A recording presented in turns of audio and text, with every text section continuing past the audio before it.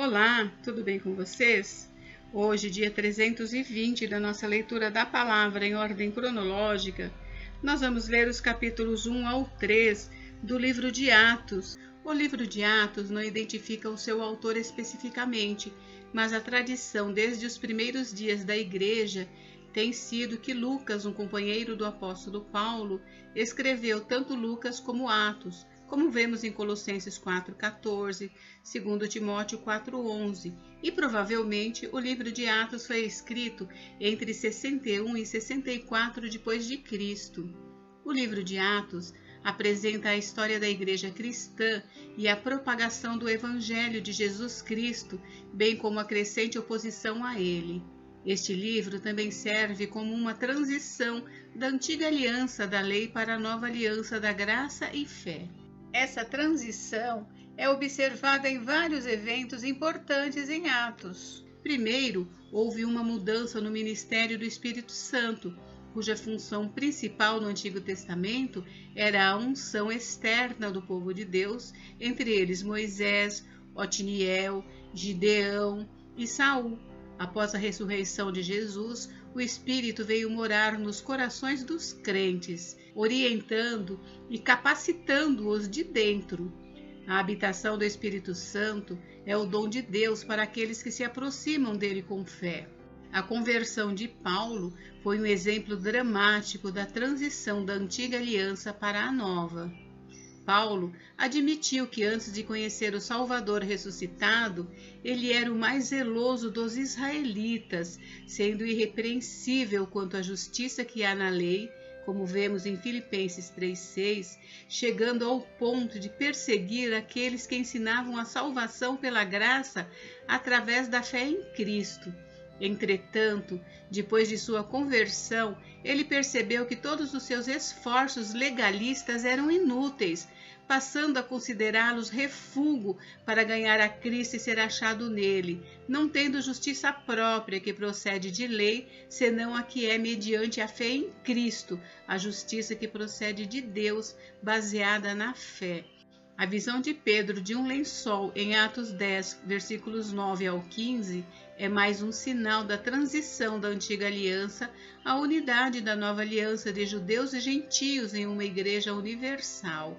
Os animais puros, simbolizando os judeus, e os impuros, simbolizando os gentios, foram igualmente declarados limpos por Deus através da morte sacrificial de Cristo.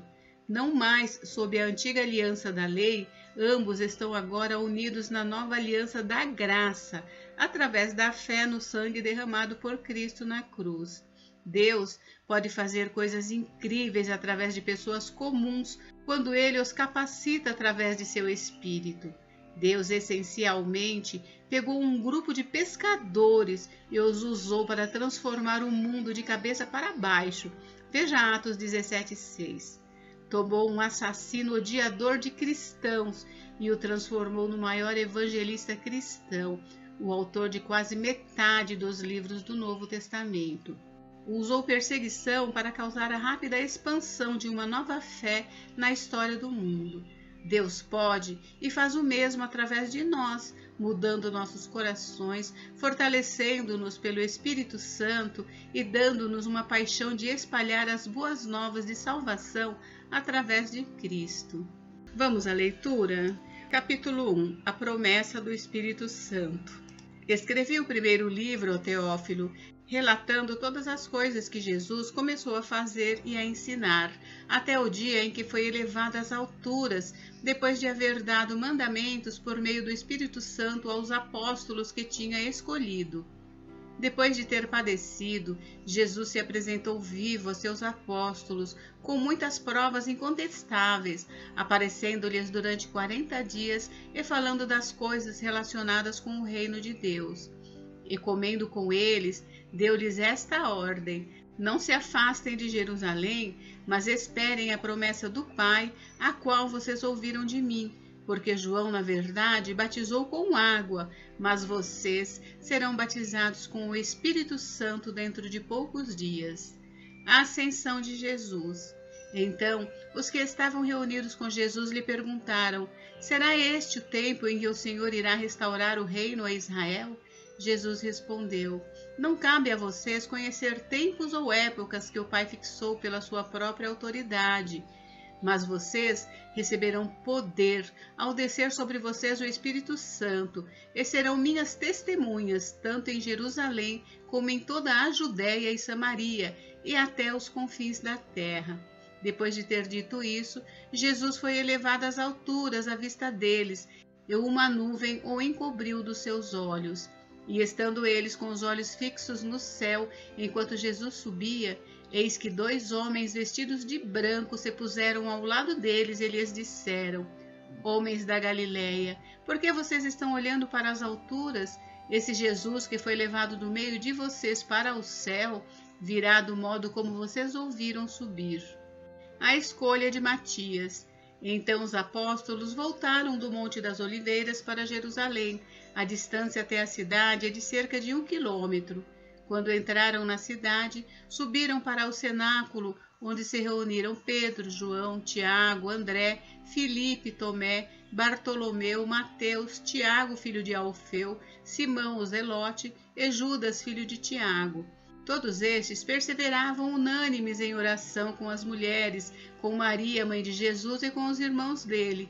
Naqueles dias, Pedro se levantou no meio dos irmãos, que formavam um grupo de mais ou menos 120 pessoas, e disse: irmãos, era necessário que se cumprisse a Escritura, que o Espírito Santo predisse pela boca de Davi a respeito de Judas, que foi o guia daqueles que prenderam Jesus. Ele era um dos nossos e teve parte nesse ministério. Ora, este homem adquiriu um campo com o preço da iniquidade, e caindo de cabeça, rompeu-se pelo meio, e todos os seus intestinos se derramaram. Isto chegou ao conhecimento de todos os moradores de Jerusalém, de maneira que em sua própria língua esse campo era chamado Aceldama, isto é, campo de sangue. E Pedro continuou: porque está escrito no livro dos Salmos: fique deserta a sua morada, e não haja quem nela habite, e que outro tome o seu encargo. Portanto, é necessário que dos homens que nos acompanharam todo o tempo em que o Senhor Jesus andou entre nós, começando no batismo de João até o dia em que foi tirado do nosso meio, elevado às alturas, um destes se torne testemunha conosco da sua ressurreição.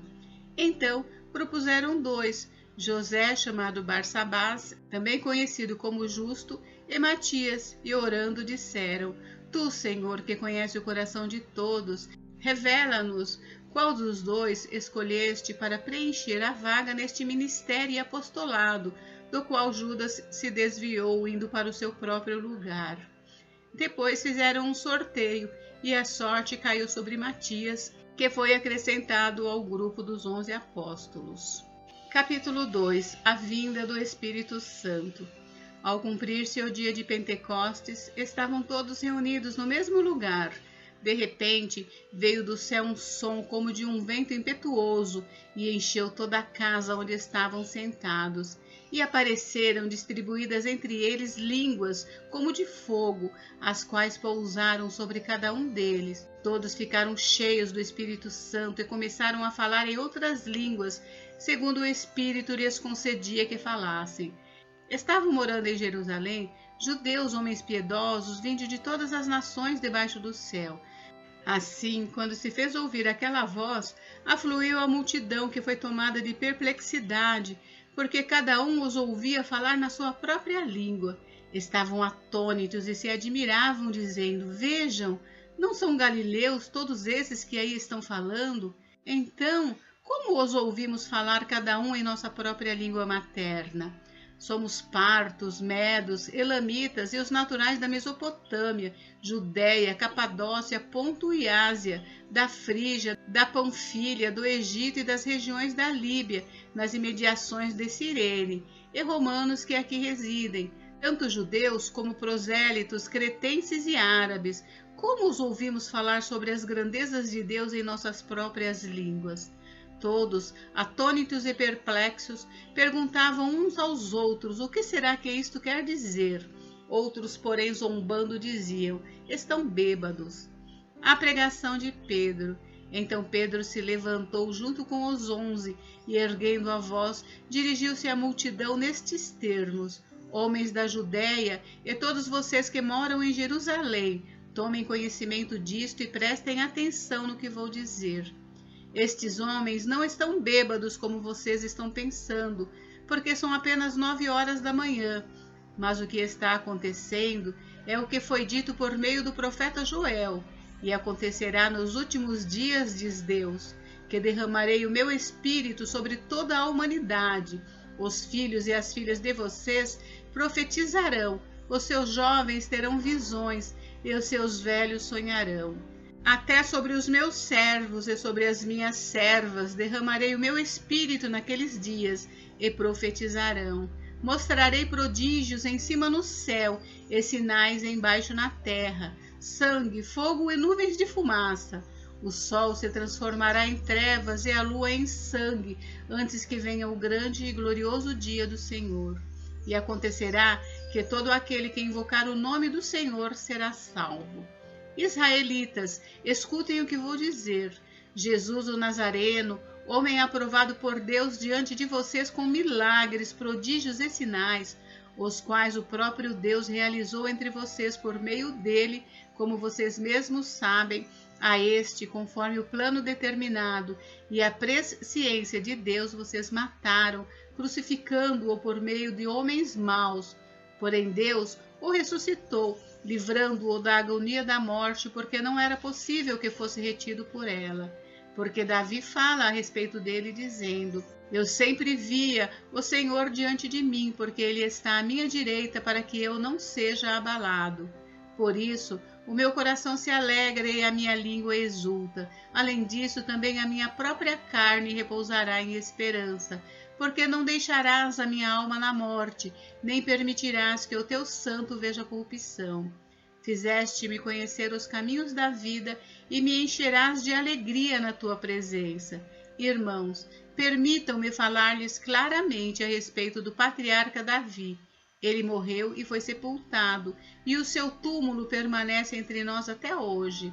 Sendo, pois, profeta, e sabendo que Deus lhe havia jurado que um dos seus descendentes se assentaria no seu trono, prevendo isto, referiu-se à ressurreição de Cristo, que nem foi deixado na morte, nem o seu corpo experimentou corrupção. Deus ressuscitou esse Jesus, e disto todos nós somos testemunhas. Exaltado, pois, à direita de Deus, tendo recebido do Pai a promessa do Espírito Santo, derramou isto que vocês estão vendo e ouvindo, porque Davi não subiu aos céus, mas ele mesmo afirma: disse o Senhor ao meu Senhor: sente-se à minha direita, até que eu ponha os seus inimigos por estrado dos seus pés. Portanto, toda a casa de Israel esteja absolutamente certa de que a este Jesus que vocês crucificaram, Deus o fez Senhor e Cristo. 3.000 batizados. Quando ouviram isso, ficaram muito comovidos e perguntaram a Pedro e aos demais apóstolos: que faremos, irmãos? Pedro respondeu: arrependam-se e cada um de vocês seja batizado em nome de Jesus Cristo para a remissão dos seus pecados, e vocês receberão o dom do Espírito Santo. Porque a promessa é para vocês e para os seus filhos e para todos os que ainda estão longe, isto é, para todos aqueles que o Senhor nosso Deus chamar. Com muitas outras palavras deu testemunho e exortava-os, dizendo: salvem-se desta geração perversa. Então, os que aceitaram a palavra de Pedro foram batizados, havendo um acréscimo naquele dia de quase 3.000 pessoas. Como viviam os convertidos? E perseveravam na doutrina dos apóstolos e na comunhão, no partir do pão e nas orações. Em cada alma havia temor, e muitos prodígios e sinais eram feitos por meio dos apóstolos. Todos os que criam estavam juntos e tinham tudo em comum. Vendiam as suas propriedades e bens, distribuindo o produto entre todos à medida que alguém tinha necessidade.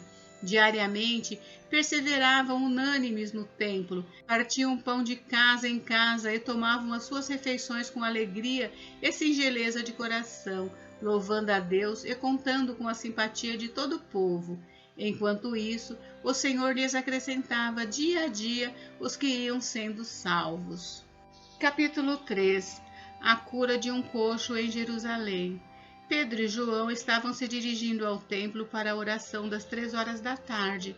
Estava sendo levado um homem coxo de nascença, que diariamente era colocado à porta do templo, chamada Formosa, para pedir esmolas aos que entravam. Quando ele viu Pedro e João que iam entrar no templo, pediu que lhe dessem uma esmola. Pedro, fitando-o juntamente com João, disse: "Olhe para nós." Ele os olhava atentamente, esperando receber alguma coisa. Pedro, porém, lhe disse: "Não possuo nem prata nem ouro, mas o que eu tenho, isso lhe dou. Em nome de Jesus Cristo Nazareno, levante-se e ande." E pegando na mão direita do homem, ajudou-o a se levantar. Imediatamente os seus pés e tornozelos se firmaram, e dando um salto, ficou em pé. Começou a andar e entrou com eles no templo, pulando e louvando a Deus. Todo o povo viu o homem andando e louvando a Deus, e reconheceram que ele era o mesmo que pedia esmolas assentado à porta formosa do templo. E ficaram muito admirados e espantados com o que lhe tinha acontecido. A pregação de Pedro no templo. Enquanto aquele homem ainda se mantinha ao lado de Pedro e João, todo o povo perplexo correu para junto deles no pórtico chamado de Salomão. Quando Pedro viu isso, dirigiu-se ao povo dizendo: "Israelitas, por que vocês estão admirados com isto? Ou por que estão com os olhos fixos em nós, como se pelo nosso próprio poder e piedade tivéssemos feito este homem andar? O Deus de Abraão, o Deus de Isaque e o Deus de Jacó, o Deus dos nossos pais, glorificou o seu servo Jesus, a quem vocês traíram e negaram diante de Pilatos, quando este já havia decidido soltá-lo. Vocês negaram o santo e o justo e pediram que fosse solto um assassino. Vocês mataram o autor da vida, a quem Deus ressuscitou dentre os mortos, do que nós somos testemunhas. Pela fé no nome de Jesus, é que esse mesmo nome fortaleceu a esse homem que vocês estão vendo e bem conhecem. Sim, a fé que vem por meio de Jesus deu a este homem saúde perfeita na presença de todos vocês. E agora, irmãos, eu sei que vocês fizeram isso por ignorância, como também as autoridades o fizeram. Mas Deus assim cumpriu o que tinha anunciado anteriormente pela boca de todos os profetas, que o seu Cristo havia de padecer. Portanto, arrependam-se e se convertam, para que sejam cancelados os seus pecados, a fim de que da presença do Senhor venham tempos de refrigério, e que ele envie o Cristo que já foi designado para vocês, a saber, Jesus, ao qual é necessário que o céu receba até os tempos da restauração de todas as coisas, de que Deus falou por boca dos seus santos profetas desde a antiguidade. Porque Moisés disse: "O Senhor Deus fará com que do meio dos irmãos de vocês se levante um profeta semelhante a mim. A esse vocês ouvirão em tudo o que ele lhes disser. Quem não der ouvidos a este profeta será exterminado do meu povo." E todos os profetas, a começar com Samuel, assim como todos os que falaram depois dele, também anunciaram esses dias.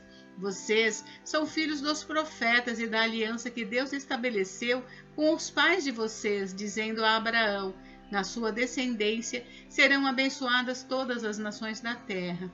Tendo Deus ressuscitado o seu servo, enviou-o primeiramente a vocês para abençoá-los, no sentido de que cada um abandone as suas maldades. Gente, encerramos por hoje, mas amanhã tem mais. Fiquem com Deus, Deus abençoe vocês. Até amanhã.